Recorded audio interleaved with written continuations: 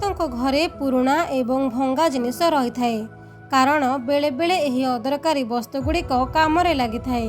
କିନ୍ତୁ ଘରେ ଏପରି ଜିନିଷ ରଖିବା ଦ୍ୱାରା ଅଜାଣତରେ ଅନେକ ସମସ୍ୟାର ସାମ୍ନା କରିବାକୁ ପଡ଼ିପାରେ। ବାସ୍ତୁଶାସ୍ତ୍ର ଅନୁଯାୟୀ ଘରର ସୁଖ ଏବଂ ଶାନ୍ତି ଘରର ବସ୍ତୁ ସହ ଜଡ଼ିତ ଥାଏ। ଏସବୁ ଜିନିଷ ଘରେ ନକାରାତ୍ମକ ଶକ୍ତିର ବିସ୍ତାର କରେ। ଏହି କାରଣରୁ ଗ୍ରହ ସ୍ଥିତି ଖରାପ ହେବାର ଆଶଙ୍କା ମଧ୍ୟ ବୃଦ୍ଧି ପାଏ। ତେବେ ଏପରି କିଛି ବସ୍ତୁକୁ ଘରେ ରଖିବା ଦ୍ୱାରା ଆର୍ଥିକ ସ୍ଥିତି ସହ ସ୍ୱାସ୍ଥ୍ୟ ମଧ୍ୟ ଖରାପ ହେବାକୁ ଲାଗେ।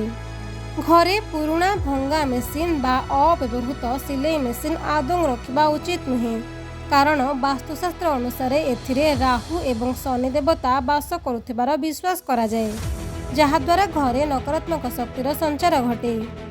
ଘରେ ପିତ୍ତଳ ବାସନର କମ୍ ବ୍ୟବହାର ହେଲେ ଏହାକୁ ଆମେ ଷ୍ଟୋରୁମ୍ରେ ରଖିଦେଉ, କିନ୍ତୁ ଅନ୍ଧାର ଘରେ ଥିବା ପିତ୍ତଳ ବାସନରେ ଶନି ଦେବତା ବାସ କରନ୍ତି ବୋଲି କୁହାଯାଏ।